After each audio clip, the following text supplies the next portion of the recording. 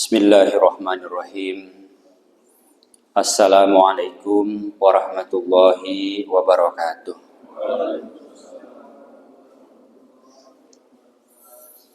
Alhamdulillah wa syukrulillah, la haula wa la quwwata illa billah. Allahumma salli ala Muhammadin wa ala alihi wa ashabihi ajma'in, amma ba'du. Alhamdulillah, bapak-bapak, ibu-ibu, kaum muslimin dan muslimat rahimakumullah. Kita bersyukur di kesempatan pagi subuh yang berbahagia ini, kita semua dalam keadaan sehat walafiat, kembali dapat berjumpa bersama-sama menunaikan kewajiban kita kepada Allah Subhanahu wa Ta'ala.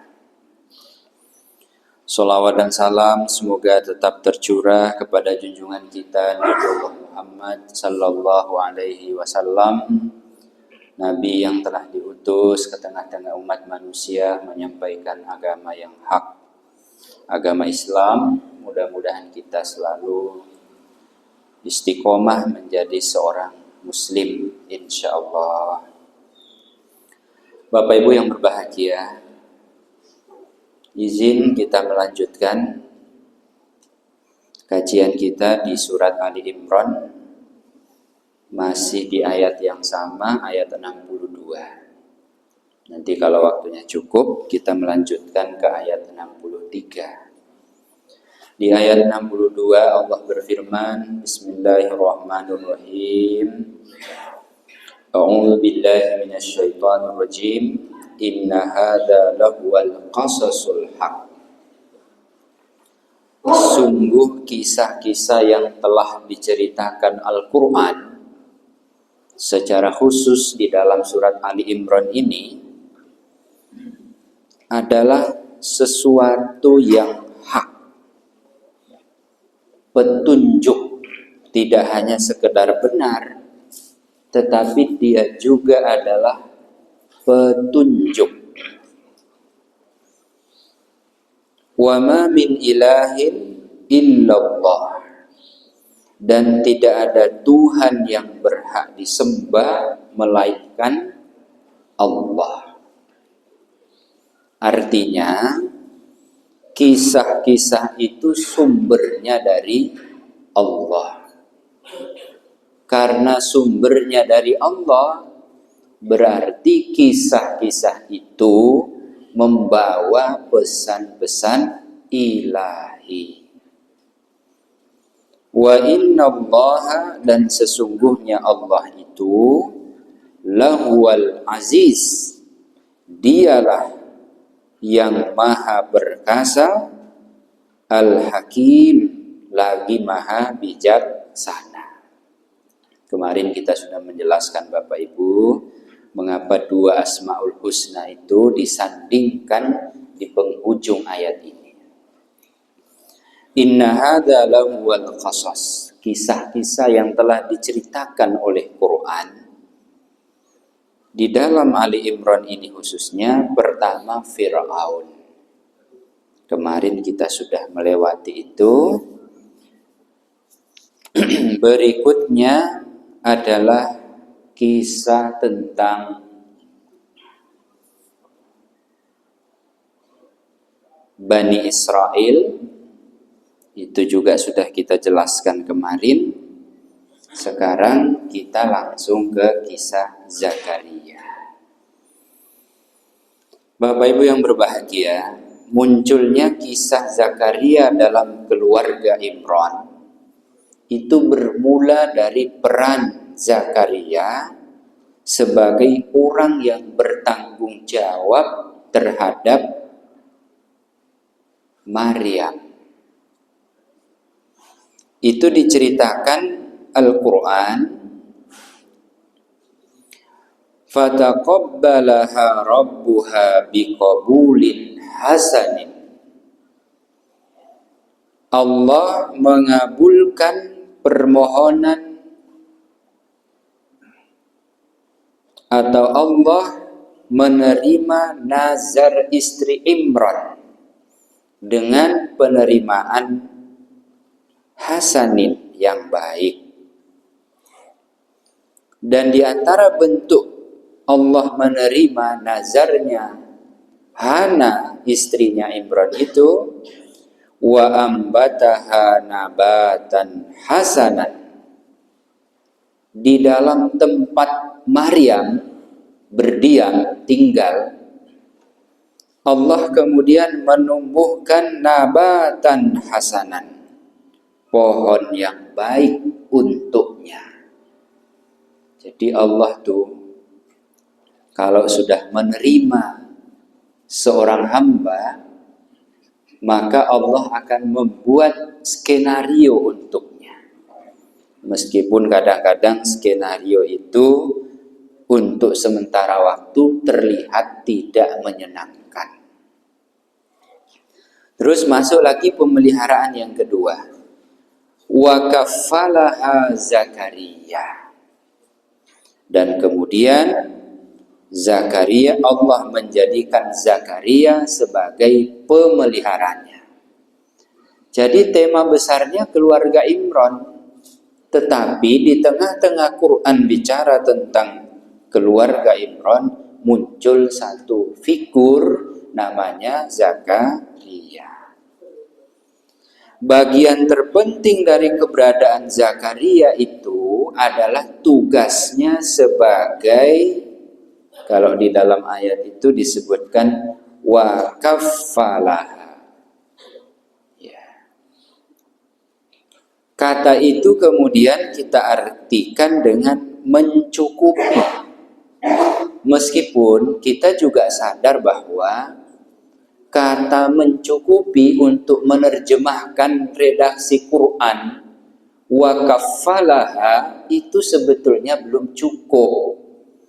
Tetapi dibandingkan semua kosakata Indonesia yang ada, itu yang paling mewakili.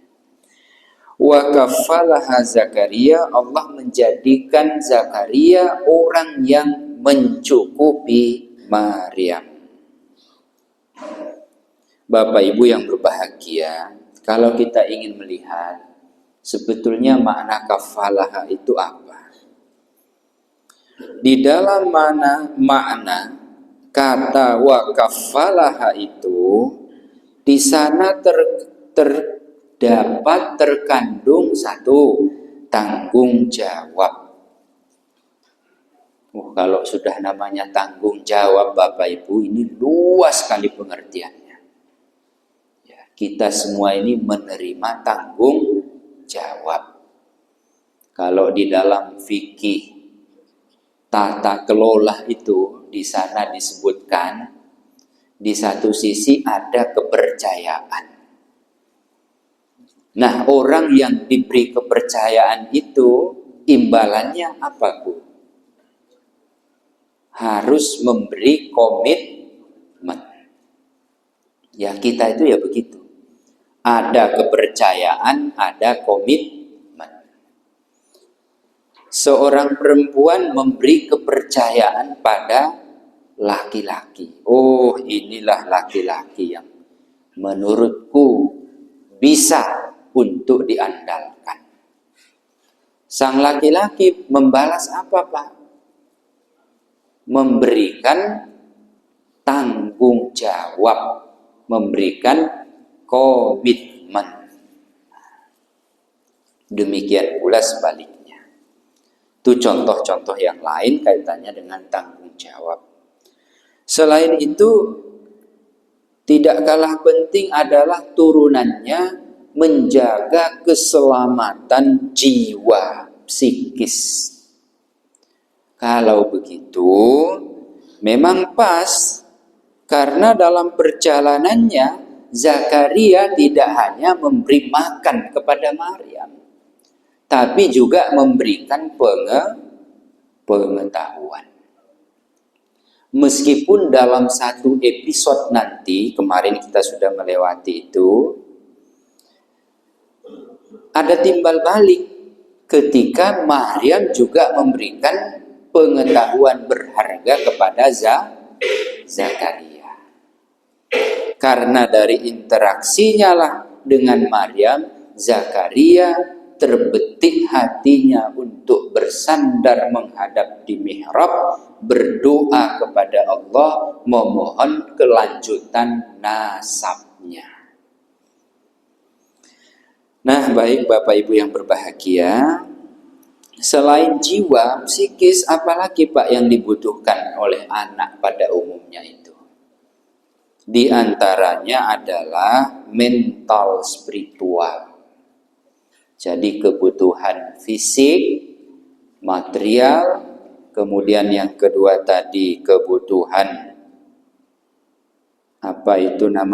jiwa, psikis, kemudian berikutnya adalah kebutuhan sikap, ya, mental dan spiritual.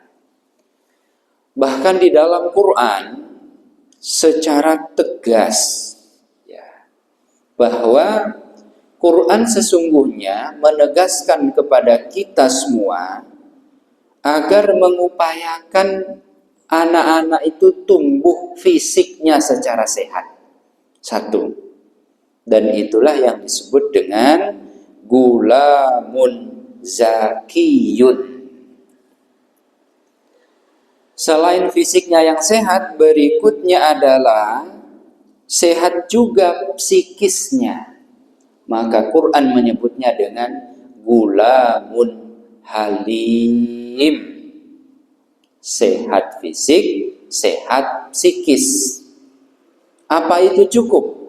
Cukup sebetulnya, tapi kata Quran belum. Masih ada lagi satu, gulamun alim. Apa gulamun alim itu? Berpikiran cerdas. Bapak Ibu yang berbahagia, inilah tugas kita bersama. Menjadikan anak-anak kita, generasi kita, untuk menjadi gulamun zakiyun, gulamun halimun, dan gulamun alim.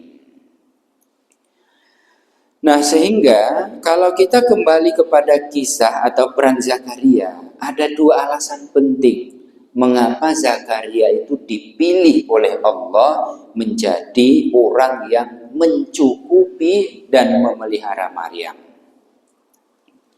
Yang pertama, faktor pendidikan. Bagaimanapun, Maryam ini kan anak yang sudah dinazarkan oleh kedua orang tuanya. Ini tidak boleh kita lupakan. Karena dia sudah dinazarkan sebagai muharraran, maka sudah pasti pendidikannya juga tidak boleh sembarangan. Samalah dengan kita, Pak. Kalau kita sudah punya visi dan misi terhadap anak-anak kita, ya juga tidak sembarangan. Tentu kita punya langkah-langkah. Kita punya planning. Kedua orang tua Maryam ya seperti itu. Maka diserahkanlah pendidikan Maryam itu kepada Zakaria. Sosok figur teladan di zamannya, di zaman itu. Bisa juga karena faktor yang kedua, faktor finansial. Ini banyak diungkit oleh kisah-kisah Israiliyat. Tetapi sikap kita kalau Israiliyat itu ya didengarkan, tapi tidak kemudian untuk dipercayai. Ya, cukup didengarkan. Apa maksudnya? Bahwa Zakaria dipilih sebagai wakafalaha, pemelihara Maryam, itu karena faktor finansial. Kebetulan Imron itu wafatnya cepat. Tidak ada yang menjadi tempat sandaran ekonomi keluarga. Sehingga tampillah Zakaria sebagai kerabat dekat Imron untuk mencukupi Maryam tadi. Tapi sekali lagi Bapak Ibu, ini tidak kemudian kita jadikan sebagai satu-satunya sandaran hujjah. Tapi intinya dua itu. Kalau tidak faktor pendidikan, ya faktor ekonomi. Atau malah dua-duanya, ya pendidikan, ya finansial. Tetapi pesan utamanya bukan di situ, Bapak Ibu, saya kira. Pesan pentingnya adalah setiap orang tua oleh Quran diberikan isyarat halus ini. Isyaratnya sangat halus. Kalau di dalam Quran itu katanya cuma satu, wa kafalaha Zakaria. Tapi kan Quran itu ijaz, Bapak Ibu. Quran itu kata-katanya singkat. Kitalah yang harus menggali, mengeluarkan makna-makna dari balik atau dibalik kata yang sedikit tadi. Di antara isyaratnya itu ya, orang tua itu dalam mendidik, memelihara, menyiapkan generasi, minimal dua ini harus ada. Apa itu, Pak? Pendidikan dan finansial. Tidak bisa, Pak, kita berharap banyak pada anak-anak kita menjadi generasi yang sedemikian baiknya kalau tidak dididik dengan baik. Juga hal yang sama, tidak bisa Bapak Ibu kita memberi harapan pada anak-anak kita ini terlampau besar kalau ternyata kebutuhannya juga tidak kita cukupi. Ingin menjadikan anaknya sebagai anak yang gulamun halim, gulamun zaki, gulamun alim. Berangkat sekolah tidak sarapan. Kenapa kok tidak sarapan? Tidak ada nasi. Sampai di sekolah anak lemas. Diharapkan peringkat 1. Tidak bisa, Pak. Mau tidak mau kita harus memberikan ya tadi itu finansial. Meskipun tidak juga dipahami kita mencurahi anak-anak kita dengan fasilitas yang serba lengkap, ya tidak begitu juga. Agar anak saya ini kebutuhan finansialnya tercukupi, sudah saya punya handphone, dia juga harus punya. Saya pakai kuota internet, dia juga harus punya. Tidak begitu juga. Artinya finansial tapi proporsional sesuai dengan kebutuhannya. Nah, di dalam kita ini ya tidak pandang bulu, Bapak Ibu. Tidak dia guru, tidak dia pedagang, tidak dia TNI Polri, tidak dia dosen, tidak dia dokter sekalipun. Yang kita lihat itu apa? Agar anak itu anteng, diam, tidak merusuhi bapak ibunya, diberikanlah gadget tadi itu. Anak itu bebas sebebas-bebasnya. Kalau diarahkan yang baik-baik saja ya tidak apa-apa. Diberikan gadget, fasilitas agar dia apa misalnya? Belajar bahasa Inggris, itu bagus-bagus saja. Agar dia belajar mewarnai, agar dia belajar ya apalah yang bermanfaat untuk skillnya dia. Tapi kan ya jarang begitu itu, Pak. Umumnya kalau kita memberikan fasilitas kepada anak ya sudah bebas. Yang penting kamu tidak ganggu saya. Nah, maka ini yang perlu kita, ini teguran halus untuk kita semua. Satu, faktor pendidikan. Yang kedua, faktor finansial. Setelah itu, kehadiran Zakaria pada keluarga Imran secara khusus sebetulnya bisa kita lihat dari dua hal.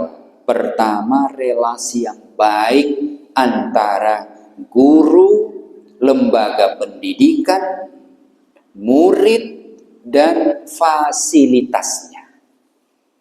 Jadi bapak-bapak, ibu-ibu, kita para pemangku kebijakan dalam soal pendidikan, kita para praktisi pendidikan, kita para pengguna jasa pendidikan, marilah kita belajar pada kisah Imran.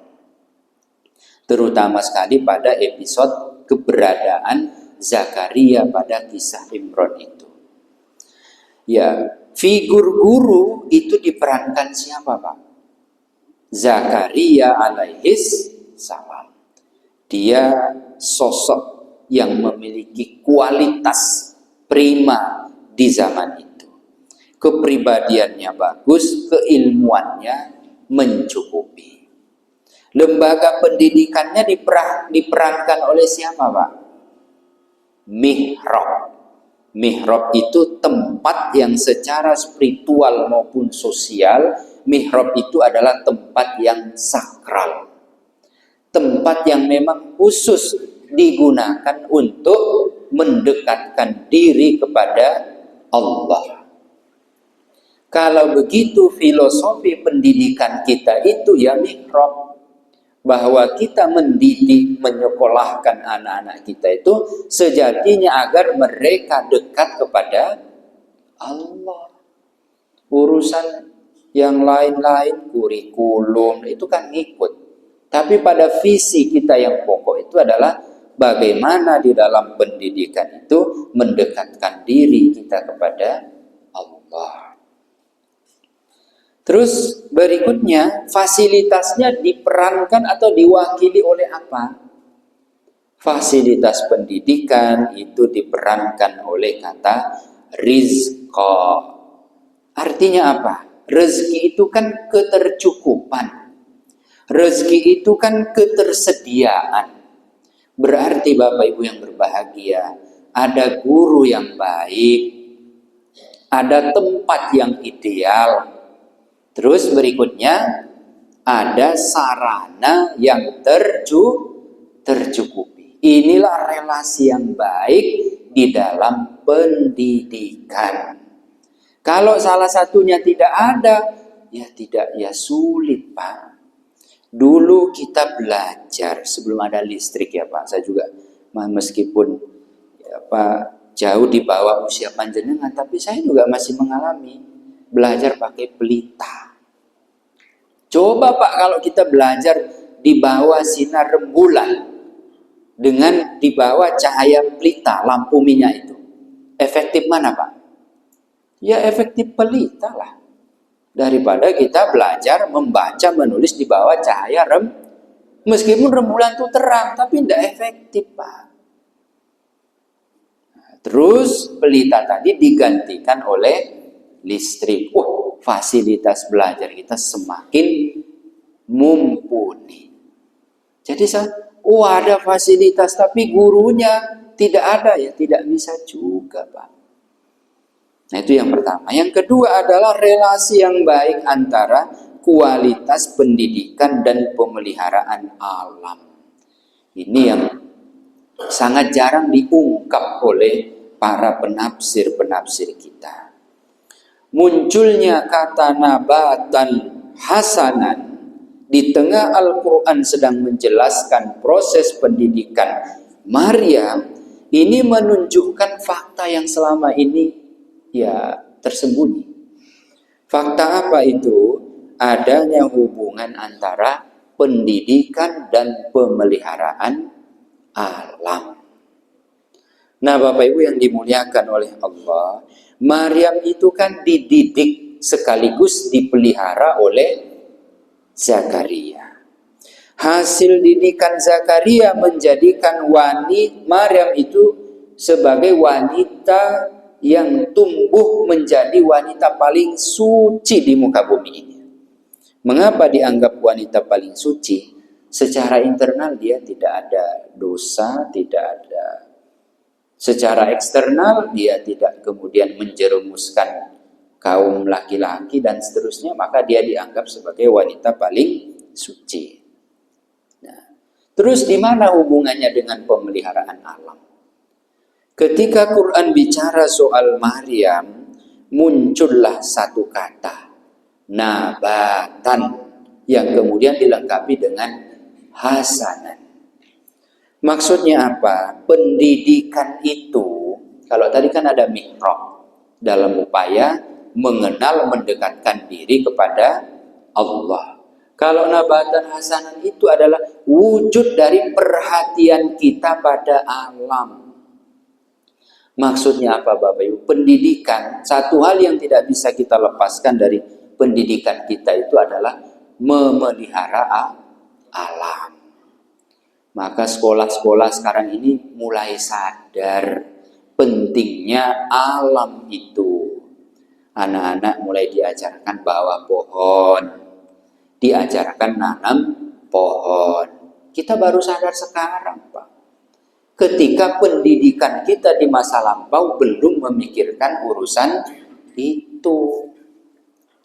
Bapak Ibu yang berbahagia, cerita tentang Fir'aun sudah, tentang keluarga Imran sudah, kemudian kisah Zakaria sudah. Terakhir nanti kita bicara soal surat Maryam, lalu kemudian kita masuk pada ayat 63. Insya Allah itu semua kita bahas di pertemuan selanjutnya.